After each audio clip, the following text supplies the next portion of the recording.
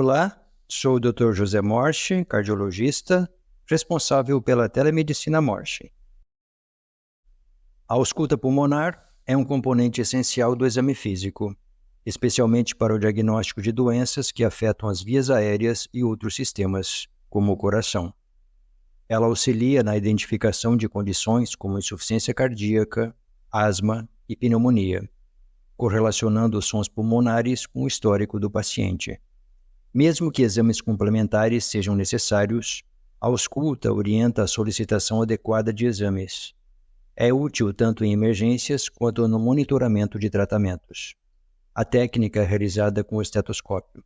É aplicado sobre a pele em diferentes pontos do tórax, axilas e pescoço.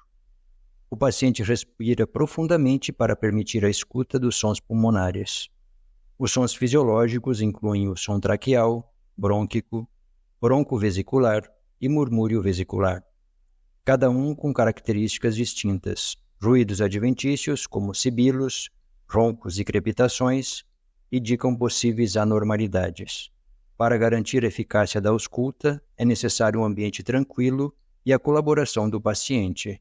A descrição dos resultados pode variar, dependendo dos achados, desde murmúrio vesicular bilateral normal até a presença de ruídos adventícios, como sibilos ou estertores.